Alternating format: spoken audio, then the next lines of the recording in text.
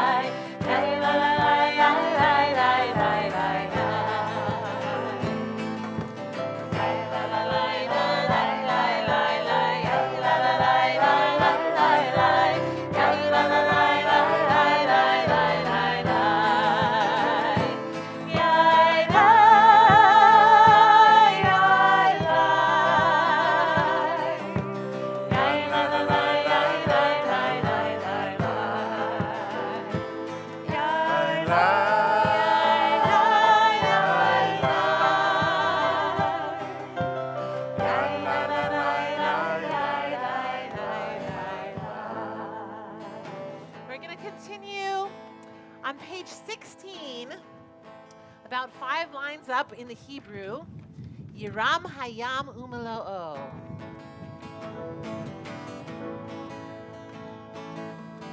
Yiram Hayam Umelo'o. Yiram Hayam Umelo'o. Tevu v'yosheva, Yiram Hayam Umelo'o.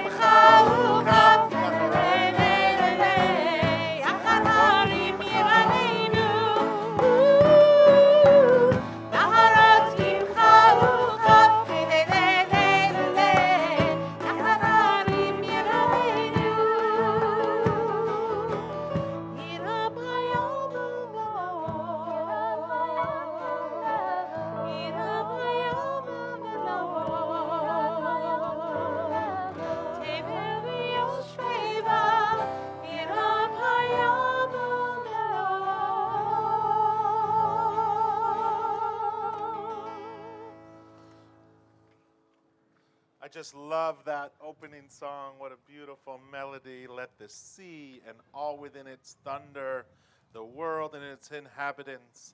Let the rivers clap their hands, the mountains sing joyously together. What a wonderful way to start our Shabbat. Especially, we welcome everyone who's there on Zoom or streaming. A few of our bar and bat mitzvah families together in person. Let the rivers clap their hands and the mountains sing joyously together. If you can take a second and think about something joyous that happened to you this week, think back on the week that was, maybe something that filled you with delight. I got a call this morning that my brother in New Jersey had a new baby. So another one in our family, a baby boy born this afternoon in New Jersey.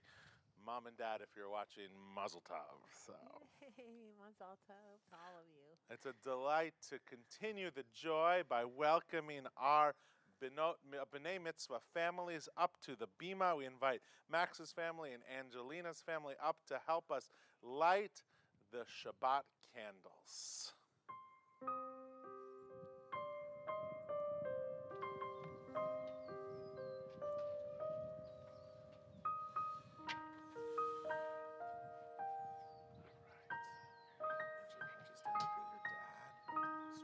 Switch places. Just put it in there and do it. Pull more forward and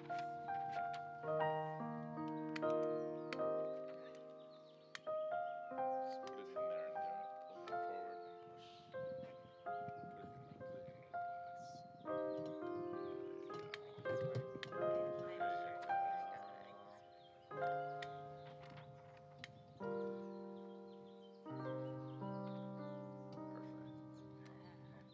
glass. No pressure. Baruch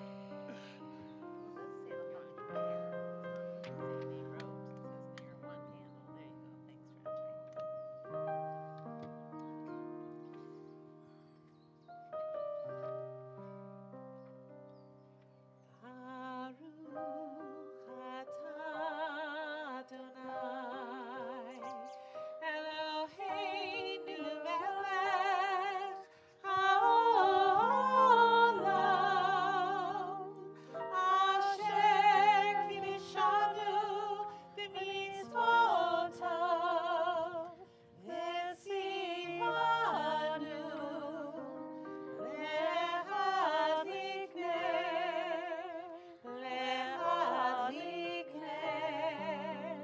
shel Shabbat.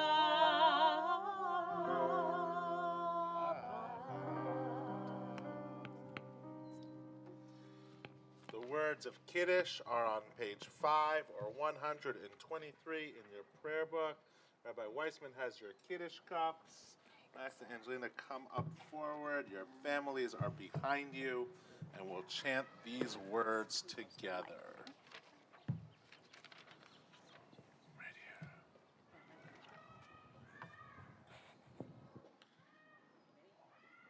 You guys want to get centered on the table. So you're right now, scoot over to the left again.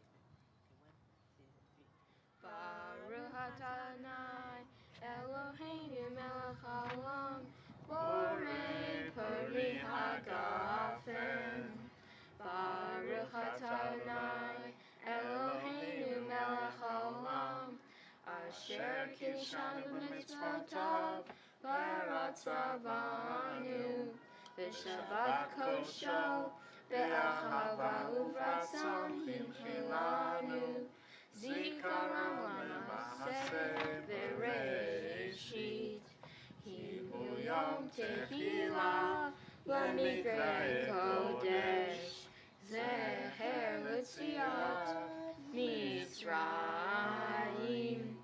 Kivanu v'harta ve'otanu kidashta mikol ha'amim. V'shabbat koshecha ve'ahava uvratzon imhalta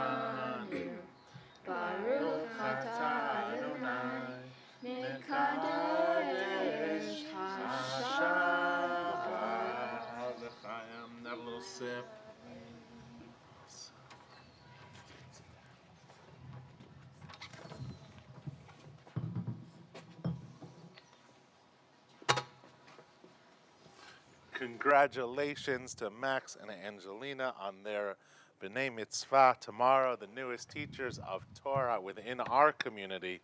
I invite everyone to turn to page 20 or page 138 as we sing the words of Lecha Dodi, verses 1, 2, 5, and 9.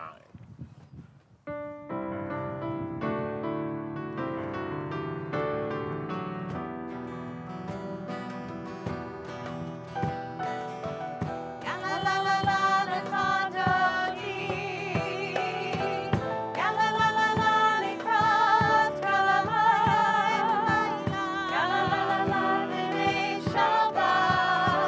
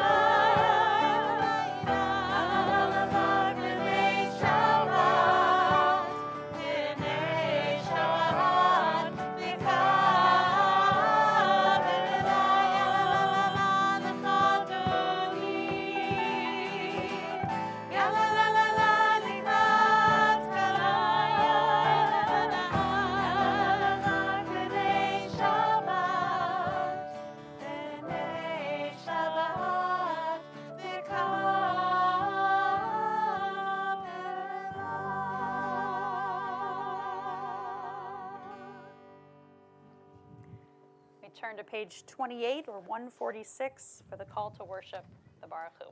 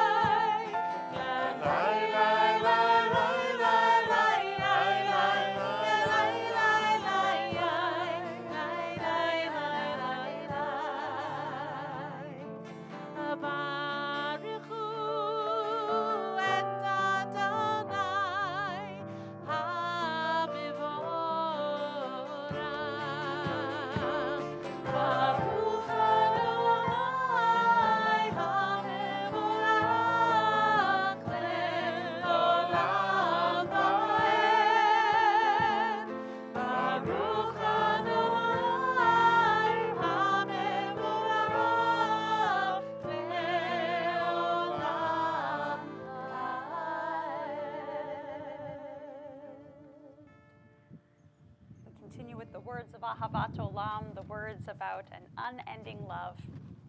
We are loved.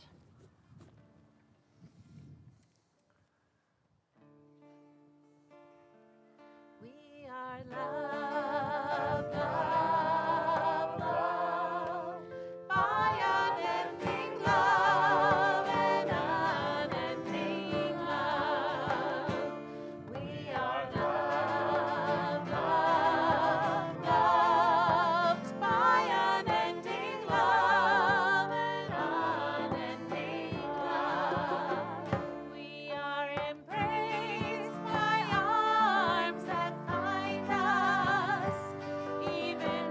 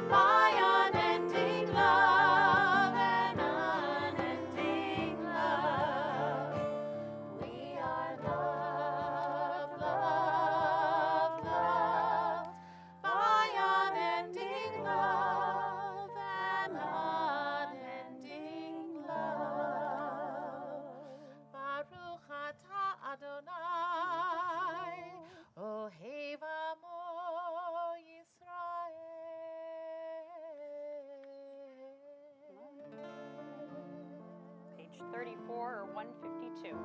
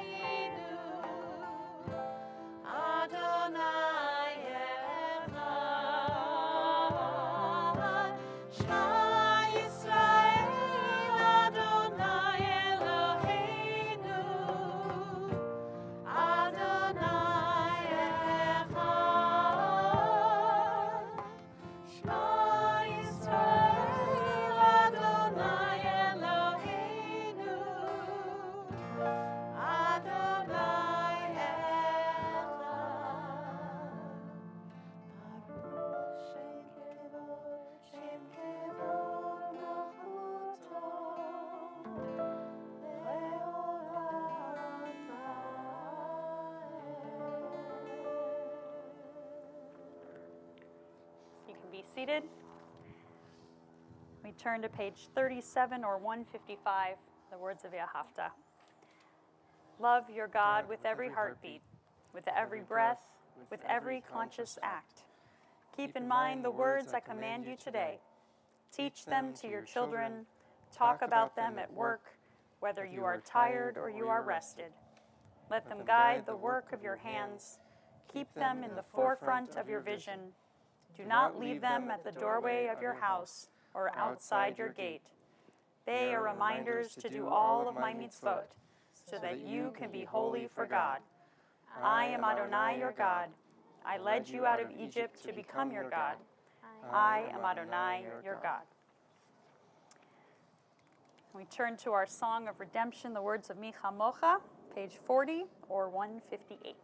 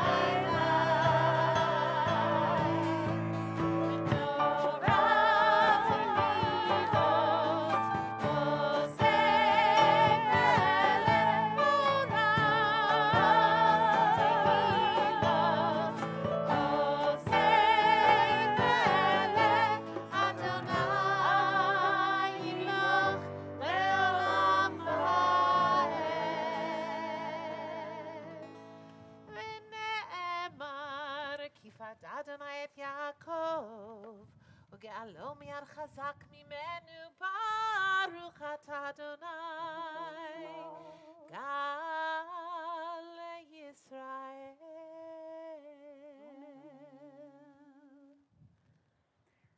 We continue with our prayer for shelter and security and peace, page 42 and 43, or 160 and 161.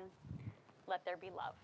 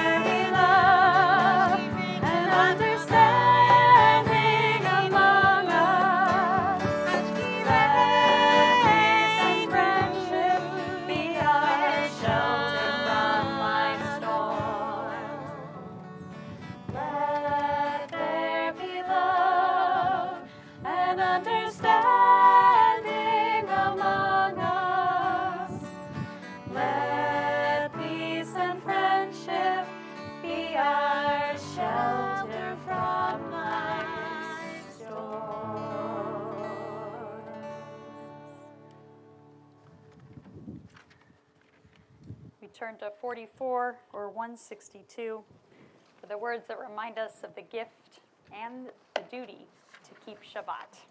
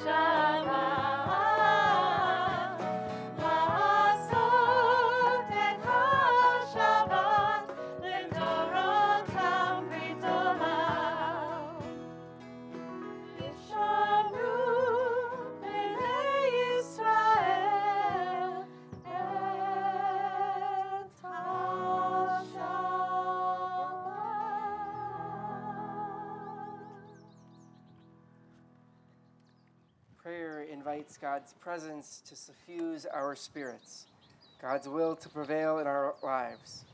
Prayer may not bring water to parched fields, nor mend a broken bridge, nor rebuild a ruined city. But prayer can water an arid soul, mend a broken heart, rebuild a weakened will. Our standing prayer, the Amidah, begins on page 46 or 164. If you're able, I invite you to please rise.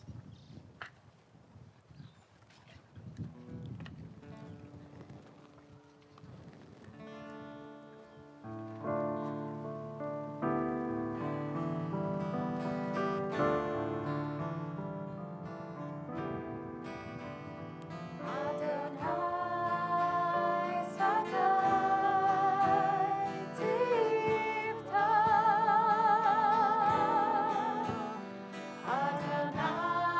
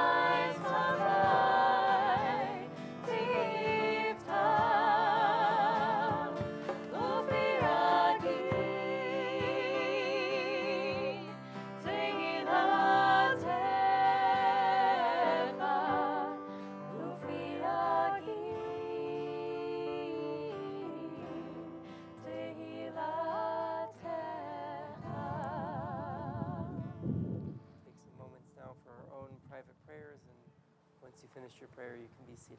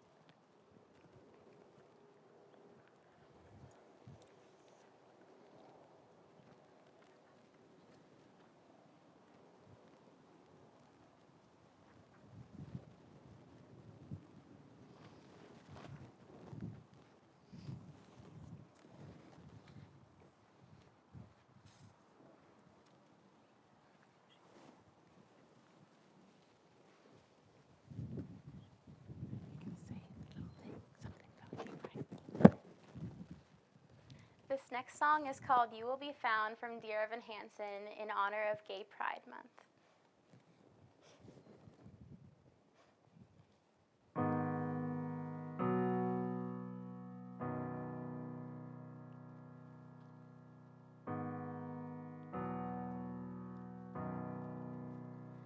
Have you ever felt like nobody was there? Have you ever felt forgotten in the middle of nowhere? Have you ever felt like you could disappear? Like you could fall and no one would hear?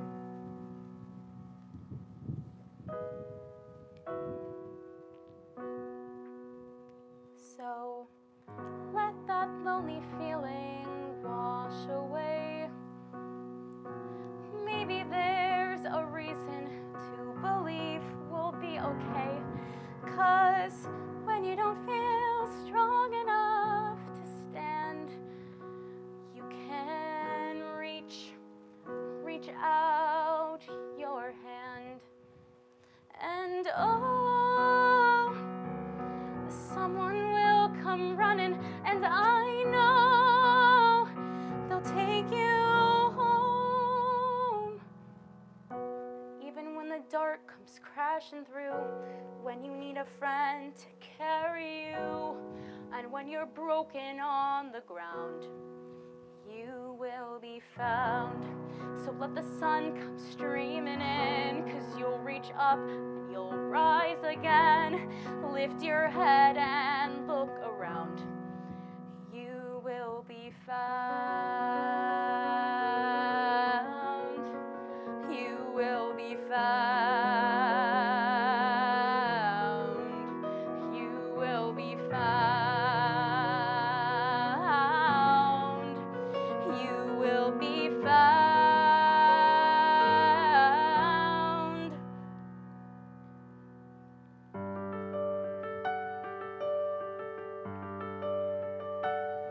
There's a place where we don't have to feel unknown.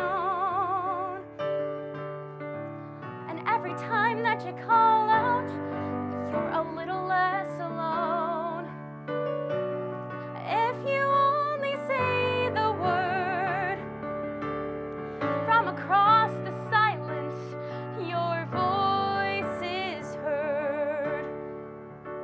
Even when the dark comes crashing through, when you need a friend to carry you, and when you're broken on the ground, you will be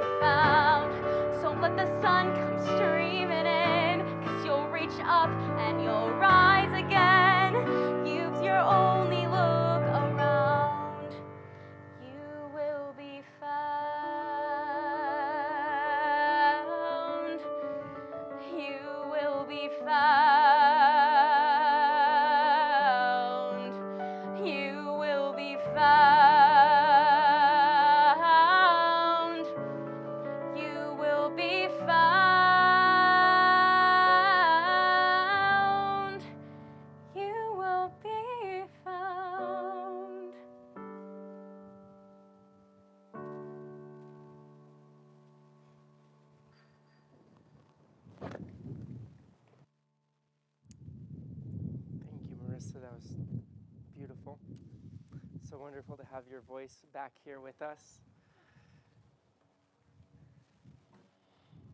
So much of that song is about finding healing, not just from without, but also from within. And as we turn to our prayer for healing, our Misha Berach, it's also about prayers from without and healing from within. Tonight, in particular, as we turn to our prayer for healing on page 253 or 371, we're sending special prayers for healing to David Ben-Ami, Ginny Anderson, Diane Denenberg, Linder Derman, Mason Easley, Arlene Gilliland, Barbara Heiken, Dorothy Heppert, Moritz Heppert, Marvin Jones, Joan B. Carlin, Daniel Monheit, Harold Muckamal, Frauke Schimmeler, David Baruch Ben Simona, Bonnie Slavitt, Deborah Sobel, Donna Spanger, Jane Stone, and Art Strasberg. If there's somebody that you're thinking of this Shabbat, I invite you to share their names, speak them out loud as we sing our prayer of healing.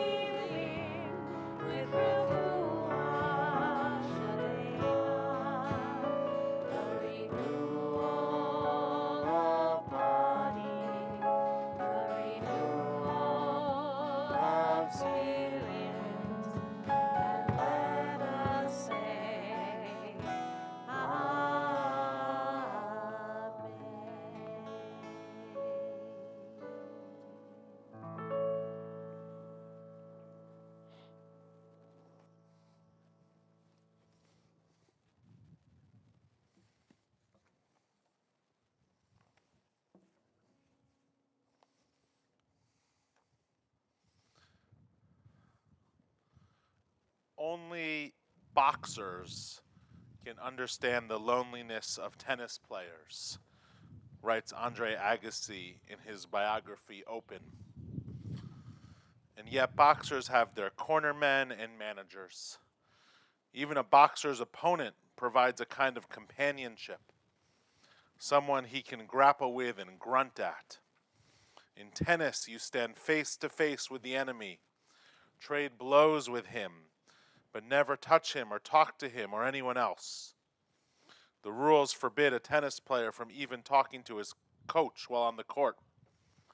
People sometimes mention the track and field runner as a comparably lonely figure, but I have to laugh. At least the runner can feel and smell his opponents. They're inches away. In tennis, you're on an island. Of all the games men and women play, tennis is the closest to solitary confinement. Tennis has been on my mind the last 2 weeks. I watched the epic match earlier today between Nadal and Djokovic, and I've enjoyed playing with a few Beth Am congregants the last few months. But it's been on my mind because of the fascinating and tragic saga of Naomi Osaka, the number 2 tennis player and the highest paid female athlete in the world.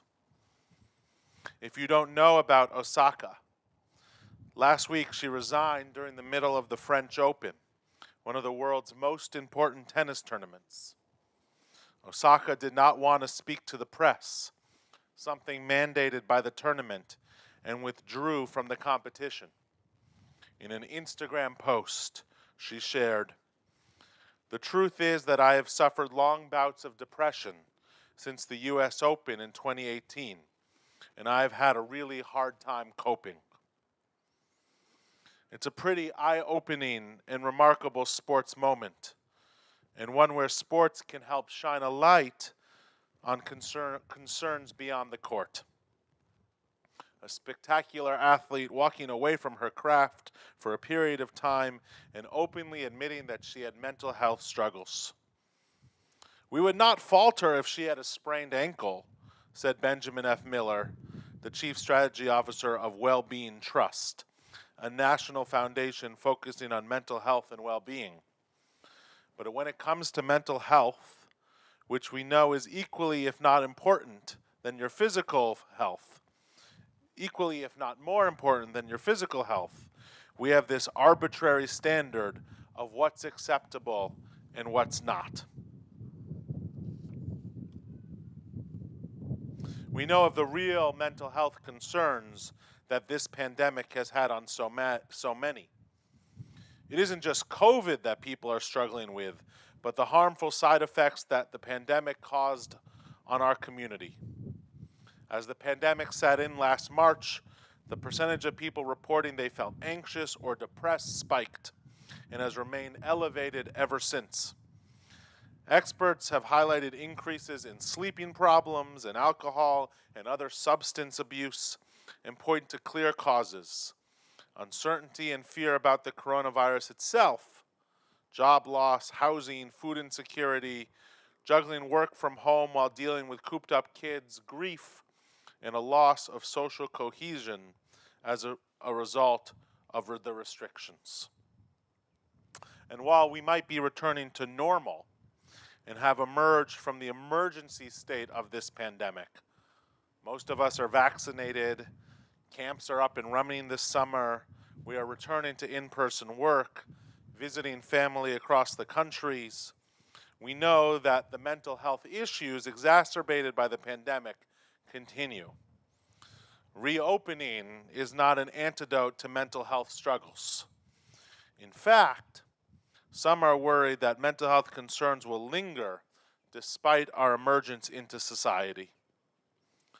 The University of Pennsylvania psychologist Adam Grant writes in the New York Times, "In the early, uncertain days of the pandemic, it's likely that your brain's threat detection system, called the amygdala, was on high alert for fight or flight, as you learned that masks help protect us, but package scrubbing didn't. You probably developed routines that eased your sense of dread. But the pandemic has dragged on, and the acute state of anguish has given way to a chronic condition of languish." Languishing is the neglected middle child of mental health. It's the void between depression and flourishing, the absence of well-being.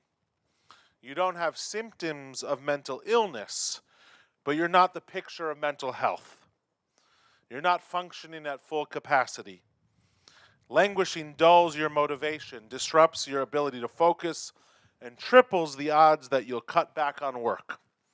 It appears to be more common than major depression, and in some ways, it may be a bigger risk factor for mental illness.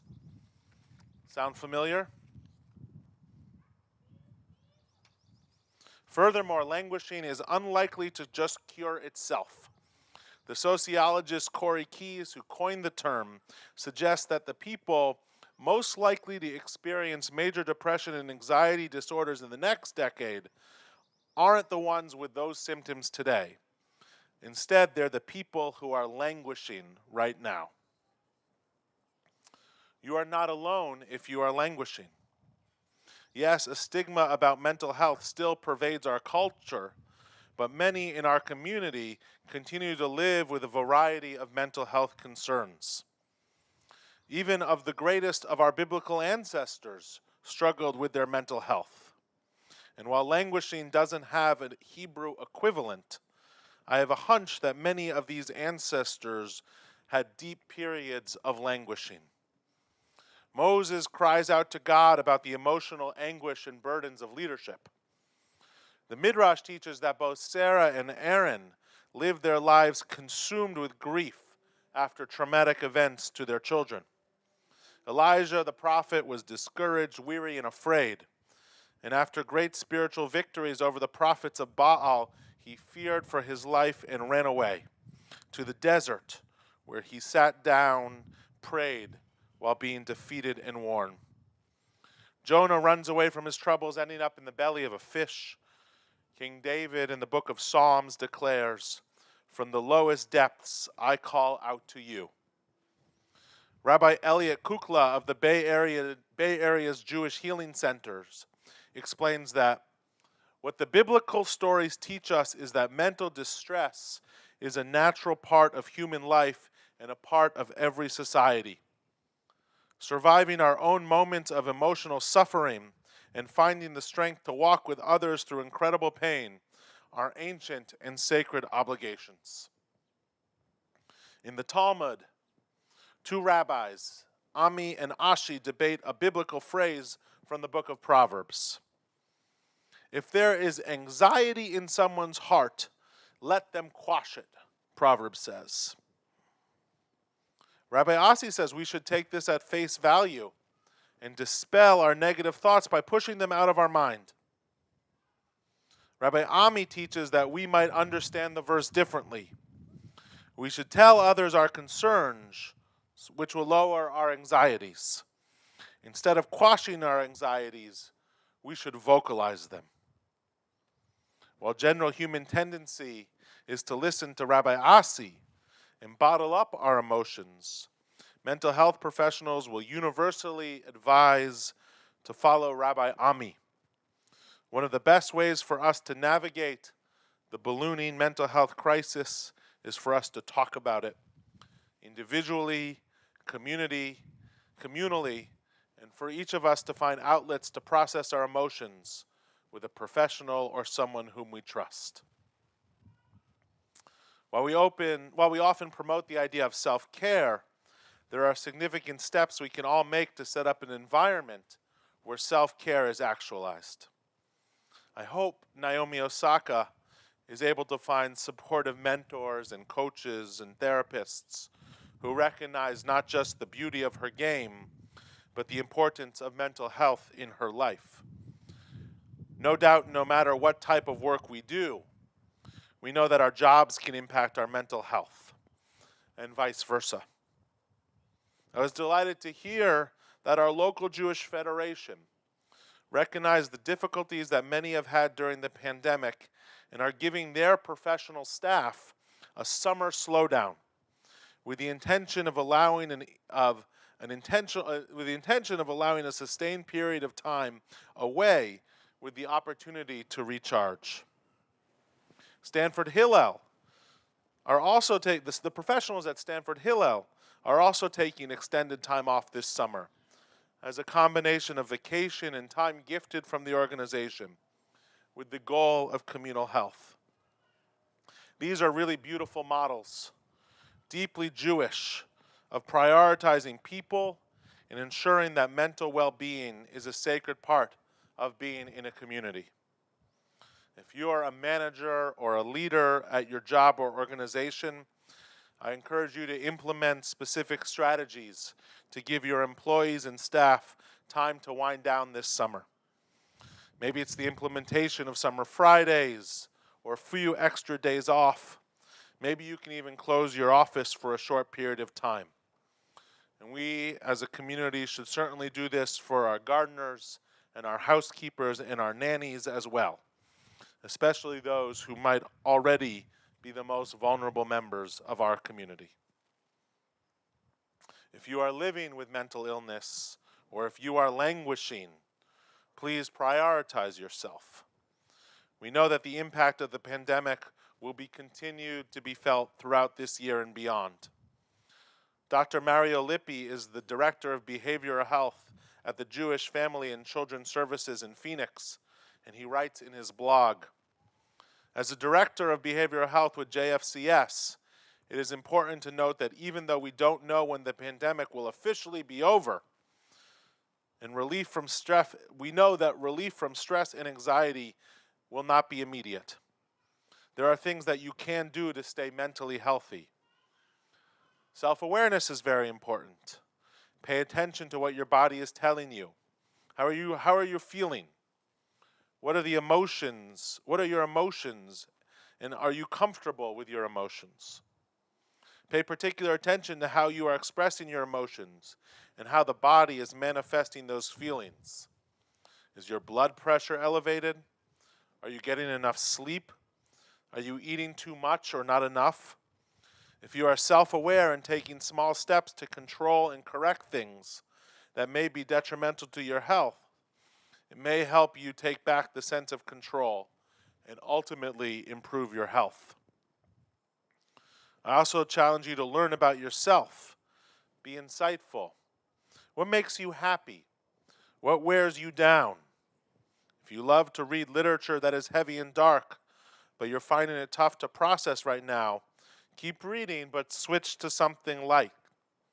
Make small adjustments like this. Small adjustments like this is self-medication in a good way. We all need to keep doing things that make us happy.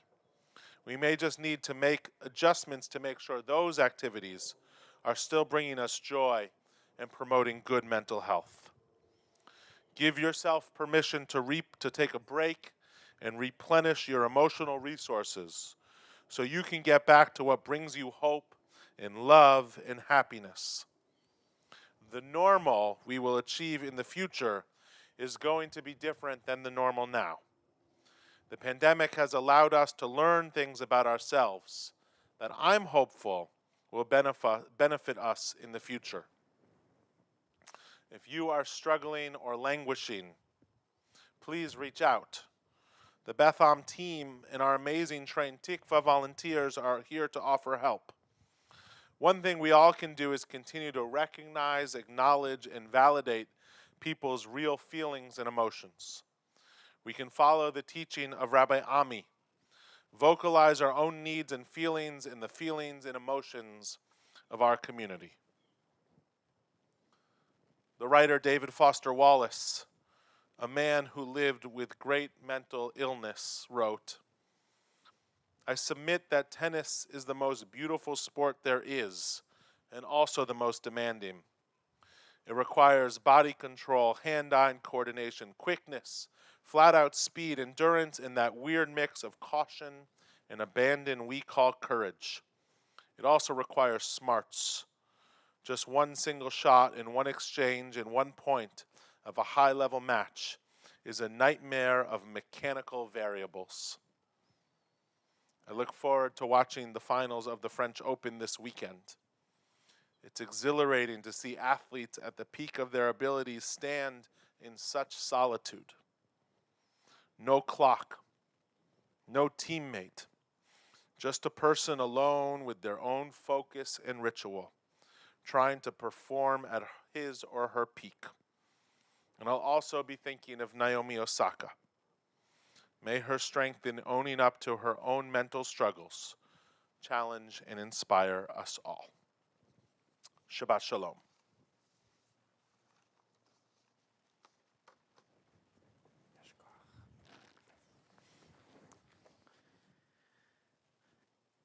Continue with our message of hope in the future.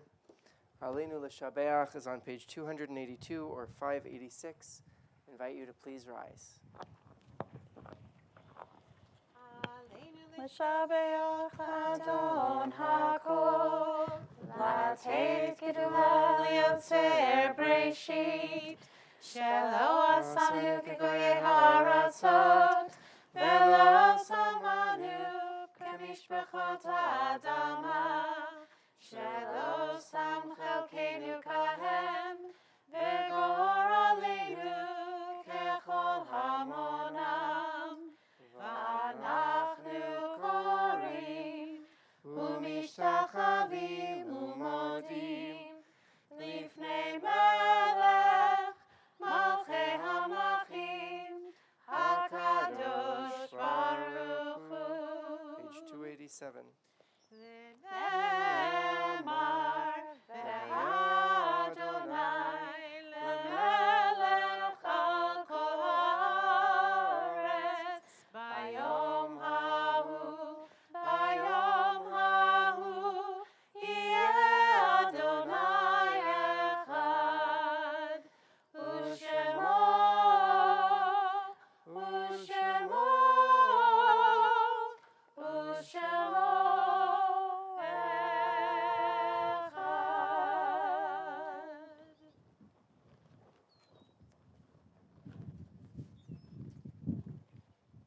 These words are by Rabbi Richard Levy. It is hard to sing of oneness when the world is not complete, when those who once brought wholeness to our life have gone, and naught but memory can fill the emptiness their passing leaves behind. But memory can tell us only what we were in company with those we loved. It cannot help us find what each of us alone must now become. Yet no one is really alone. Those who live no more echo still within our thoughts and words, and what they did is part of what we have become.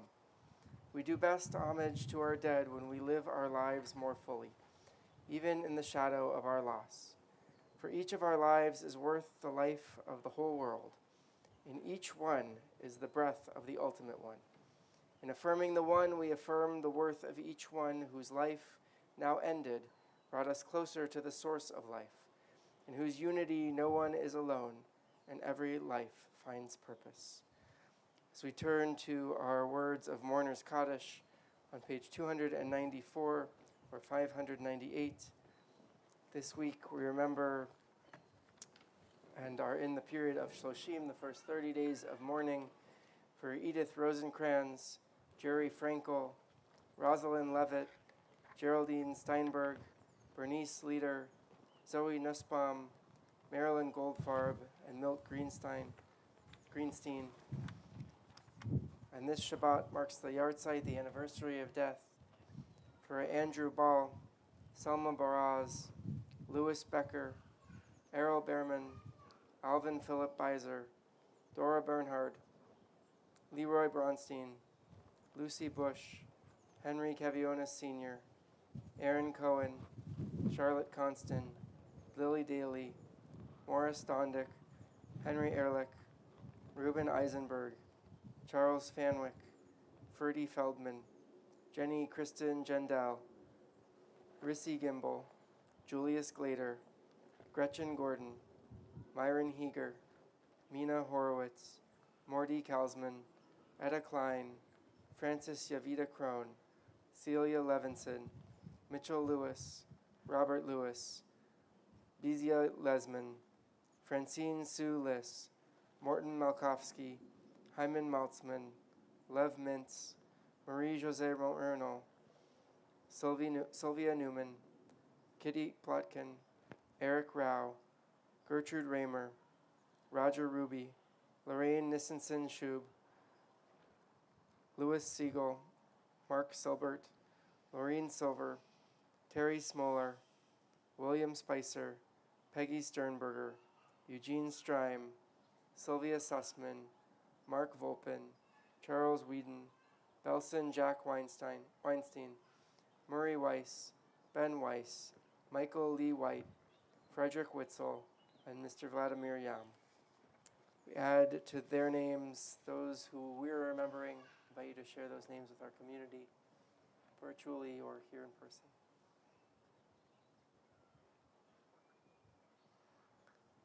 Zichronam livracha, their memories are certainly a source of blessing to our lives. Page 294 or 598. Yitgadal v'yitkadash shemei rabba, be'alma divrach yurtei v'yamlich malchutei, v'chayachon uv'yomechon uv'chayei dechol Beit Yisrael, ba'agala u'bizman kariv v'imru amen. Yehi shmei rabba mevarach le'olam u'lamei almaya. Yitbarach v'yishtabach v'yitpa'ar v'yitromam v'yitnaseh. V'yitadar v'yitalei v'yitalal shmei dekudasha b'richu. Le'elam min kol birchata v'shirata. Tushbachata v'nechemata. Da'amiran be'alma v'imru amen.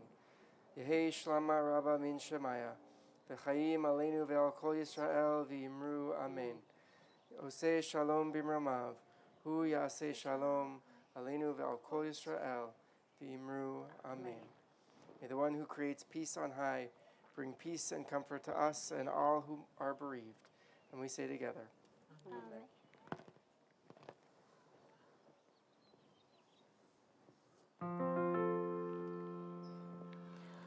Oseh shalom b'mramav, hu yaseh shalom aleinu ve'al kol Yisrael ve'imeru amen. be seated. Betham's June Tzedakah Box supports IsraAid's COVID-19 response in India. As many of you know, in recent months, India has been hit by an unprecedented and devastating wave of COVID-19 infections, hospitalizations, and deaths. There are major shortages of medical supplies, including crucial oxygen concentrators and cylinders, leaving healthcare providers struggling to cope. Certainly, urgent support is needed, and IsraAid is mobilizing in response in India together with partners working with the District Council and local partner organization Gabriel Project in Mumbai, in Palghar, a rural north area of Mumbai. We encourage you to give on our website or send a check in to the Betham office marked June Tzedakah, or you can click donate on our website as well. Encourage you to give generously if you're able. Also want to make sure to invite you to the foyer, our virtual gathering space right after services, betham.org/the-foyer. Hope you'll join us. You have to bring your own cookies, but soon, not so far from now, perhaps there will be cookies in person again. One day out on the horizon, we certainly pray. We'll end our service tonight on page 321 or 625 with Adon Olam. So this one, people liked it last week. We're doing it again. This is the Hasidic Adon Olam by Amina Davaloni. So we're on page, like you said, 321, 625. Let's join together. Ready for this?